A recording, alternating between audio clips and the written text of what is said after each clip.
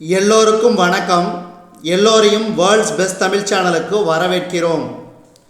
இந்த காணொளியில் நாம் பார்க்கவிருப்பது TNPSC group 2 general studies 7th science, அதாவது 7ஆம் வகுப்பு அறிவியல் புத்தகத்திலிருந்து எடுக்கப்பட்ட 50 வினாக்கள். Test number 4.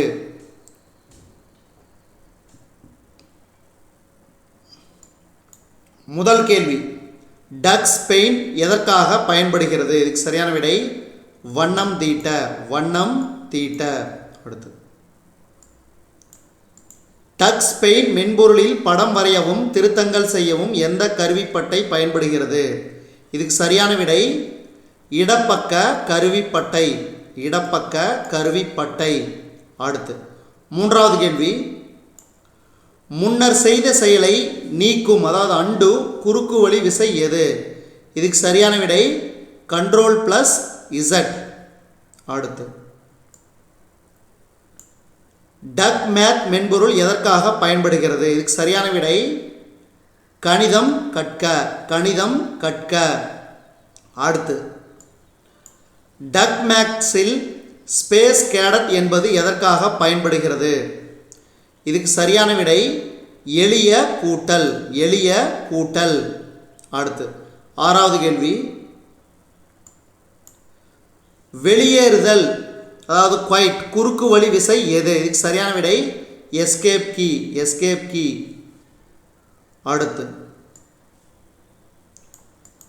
டேஸ் படம் வரைவதற்கு பயன்படும் திரையின் பெரும் பகுதியாகும். இதுக்கு சரியான விடை படம் வரையும் பகுதி.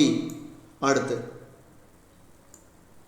ஸ்கவுட் என்பது எதற்கு பயன்படுகிறது? இதுக்கு சரியான விடை 10 வரத்தக்க கூட்டல் மற்றும் கழித்தல். அடுத்து, 9வது கேள்வி, செயல் மீட்டல், அதாவது ரீடு என்பதன் குறுக்கு வழி விசை எது? இதுக்கு சரியான விடை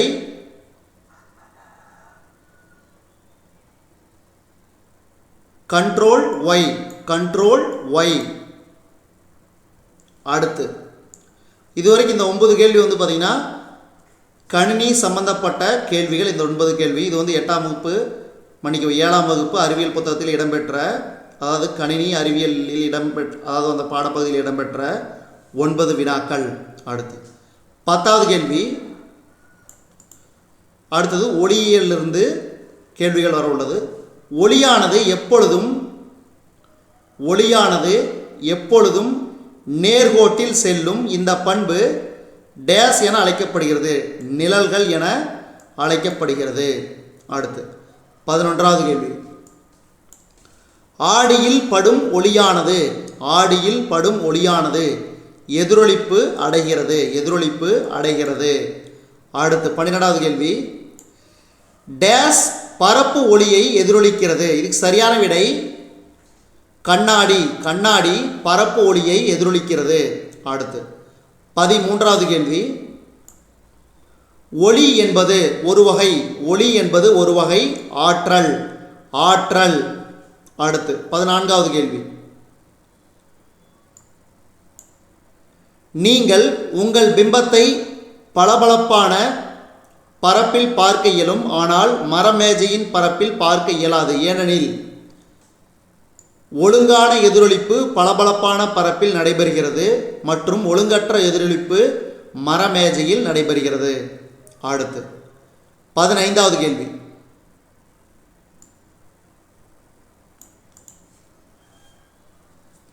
பின்வருவனவற்றில் எது பகுதி ஒளி ஊடுருவும் பொருள்?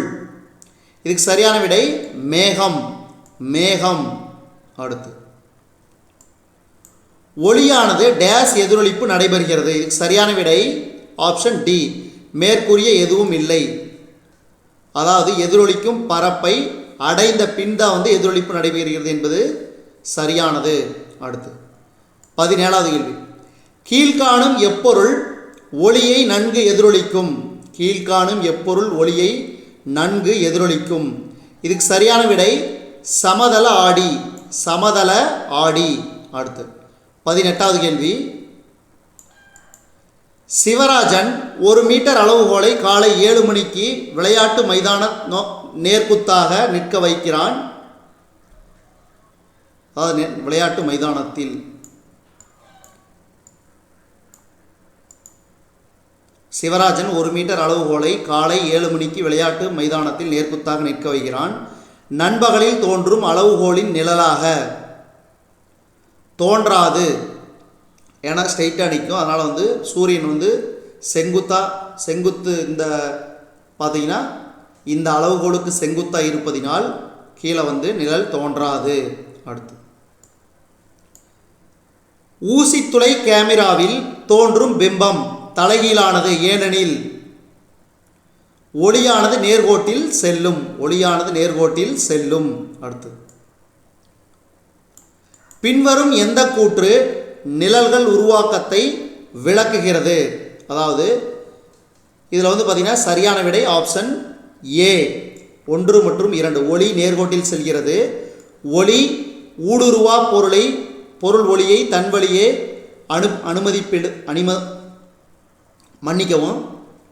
ஒளி ஊடுருவா பொருள் ஒளியை தன் வழியே அனுமதிப்பதில்லை. அடுத்தது 21வது கேள்வி. கண்ணுறு ஒளியின் அலைநீள நடுக்கமானது 400 நேனோமீட்டர் முதல் 700 நேனோமீட்டர் வரை மதிப்பு உடையது. அடுத்து ஓர் அலைநீளம் கொண்ட நிறம் நம் கண்ணின் விழித்திரையை அடையும் போது நம் மூளை குறிப்பிட்ட நிறங்களை உணர்ந்து கொள்கிறது. அடுத்து டேஸ் சையான் மற்றும் மஞ்சள் ஆகியவை 2ஆம் நிலை நிறங்கள். இதுக்கு சரியான விடை மெஜந்தா சையான் மற்றும் மஞ்சள் ஆகியவை 2ஆம் நிலை நிறங்கள் ஆகும். அடுத்து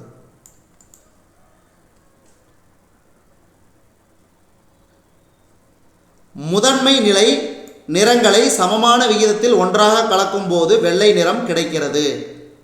முதன்மை நிறங்களை சமமான விகிதத்தில் ஒன்றாக கலக்கும் போது வெள்ளை நிறம் கிடைக்கிறது. அடுத்து 25வது கேள்வி. கண்ணாடி துண்டின் மேல் விழும் ஒளிக்கதிர் படுகதிர் என அழைக்கப்படுகிறது. அடுத்து 26வது கேள்வி. நிலவானது பூமியை சுற்றி வர 27 நாட்களாகும். நிலவானது பூமியை ஒரு சுற்றி வர 27 நாட்களாகும். அடுத்து இன்றைய நாளில் கார்த்திகை நட்சத்திரத்திற்கு அருகில் நிலவு இருந்தால் 27 நாட்கள் கழிந்து நிலவானது அஸ்வினி நட்சத்திரத்திற்கு அருகில் இருக்கும். அடுத்து 28வது கேள்வி. டேஸ் தொலைநோக்கியை கண்டறிந்தவர் யாருன்னு பார்த்தீங்கன்னா ஹான் லிபர்சே தொலைநோக்கியை கண்டுபிடித்தவர். அடுத்து அநேக இளம் நட்சத்திரங்களை கொண்ட விண்மீன் திரளுக்கு சுருள் விண்மீன் திரள். அடுத்து 30வது கேள்வி. டேஸ் துணைக்கோளை நிறுவியவுடன் இஸ்ரோ 4 டன் எடையுள்ள துணைக்கோள்களை ஏவும் திறன் பெறுகிறது. இதுக்கு சரியான விடை GSAT 19. அடுத்து 31வது கேள்வி. தேய்பிறை என்பதன் விளக்கம் குறைதல். அடுத்து தேய்பிறை காலத்தின் போது அரை நிலவு முதல் கால் பகுதி என அழைக்கப்படுகிறது.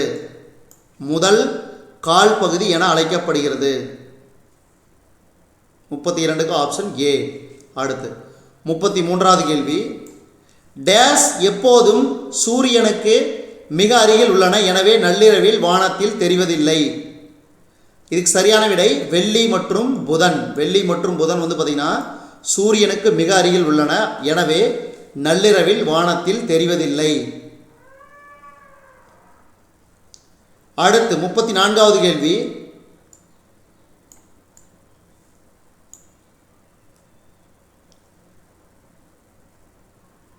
கலிலியோ நிலவின் மலைகளையும் வெற்று கண்ணுக்கு புலப்படாத சிறிய மங்கலான நட்சத்திரங்களையும் சூரியன் முகத்தில் சூரியம் புள்ளிகளையும் கண்டறிந்தார். அடுத்து, பிரபஞ்சம் உருவான கட்டத்தில் அது ஹைட்ரஜன் ஹீலியம் வாயுக்களால் ஆன கூட்டமாகவே இருந்தது. அடுத்து, மனிதனால் உருவாக்கப்பட்ட முதல் இலை நைலான். நைலான் ரொம்ப ரொம்ப முக்கியமான கேள்வி. அடுத்து 37வது கேள்வி, வலுவான இலை நைலான் ஆகும். அடுத்து, ஓர் இலையினை சுடரில் காட்டினால் அவ்விலை எரிதல்.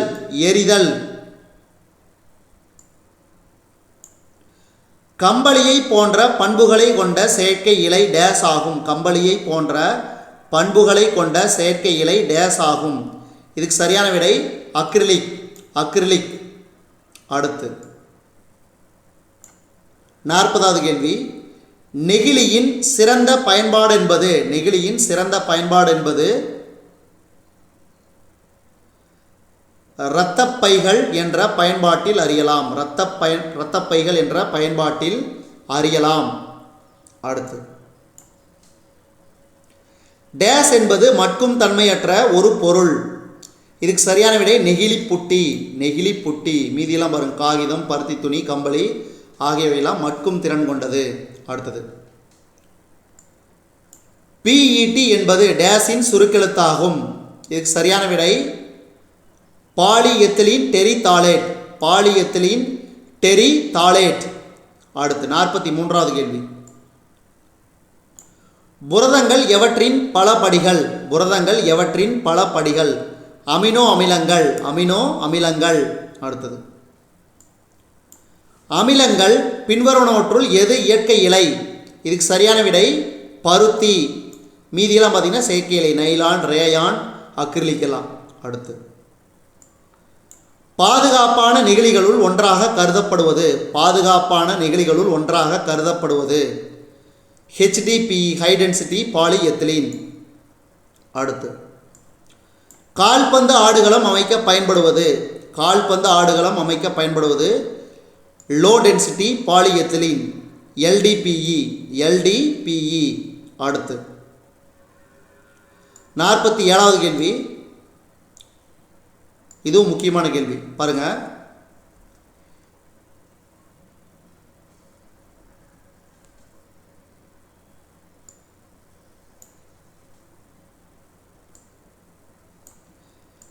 நிமோனியா மற்றும் மூச்சுக்குழாய் அலர்ஜி சிகிச்சையில் பயனுள்ள ஒரு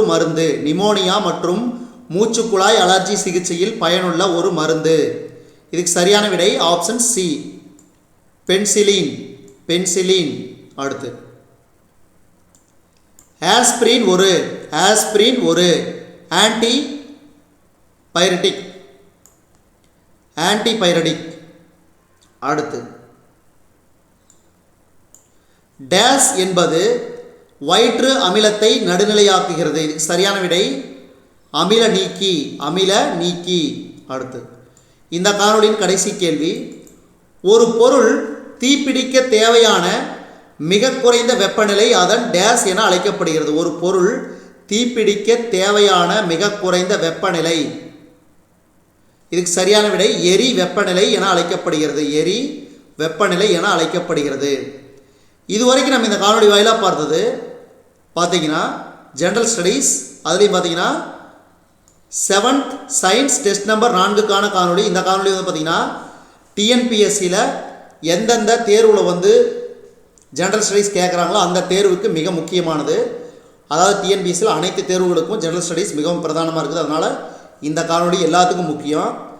அதே மாதிரி வந்து பார்த்திங்கன்னா எஸ்எஸ்சி ஆகட்டும், ஸ்டாஃப் செலெக்ஷன் கமிஷன், அதேமாதிரி ரயில்வே ரெக்ரூட்மெண்ட் போர்டு, ஐபிபிஎஸ், அதேமாதிரி டிஎன்யூஎஸ்ஆர்பி, இந்த அனைத்து போட்டித் தேர்வுகளுக்கும் மிக முக்கியமான காணொளி. அதே மாதிரி இப்போ வந்து பார்த்திங்கன்னா குரூப் 2வும் குரூப் 4 கால்பர் பண்ணியிருக்காங்க. அவங்க வந்து அடுத்தடுத்து தேர்வு எழுத உள்ளாங்க. அவங்களுக்கு வந்து மிக மிக முக்கியம். அதனால தான் நான் டைட்டில் கொடுக்கும்போது கூட TNPSC group 2 group 2A group 4னு கொடுத்துருப்பேன். அவங்கள பேஸ் பண்ணி தான் வந்து இந்த காணொலி கொடுத்துருக்குறேன். மற்றவர்களுக்கும் பயன்படும். அதனால் மற்றவர்களும் இந்த காணொலியை பாருங்கள். இந்த காணொலி உங்களுக்கு பிடிச்சிருந்துச்சுன்னா லைக் பண்ணுங்கள், கமெண்ட் பண்ணுங்கள். மறக்காமல் இந்த காணொலியை உங்கள் நண்பர்களுக்கும் மற்றவர்களுக்கும் ஷேர் பண்ணுங்கள். இது வரைக்கும் நம்ம வேர்ல்ட்ஸ் பெஸ்ட் தமிழ் சேனலை சப்ஸ்கிரைப் பண்ணாத இருந்தீங்கன்னா சப்ஸ்கிரைப் பண்ணிக்கோங்க. கீழே இருக்கிற பெல் பட்டனை ப்ரெஸ் பண்ண மறந்துடாதீங்க. நம்ம வேர்ல்ட்ஸ் பெஸ்ட் தமிழ் சேனலில் TNPSC group 2 general studies 7th science test number 4க்கான காணொலியை நம்ம வேர்ல்ட்ஸ் பெஸ்ட் தமிழ் சேனல் வாயிலாக பார்த்தமைக்கு நன்றி.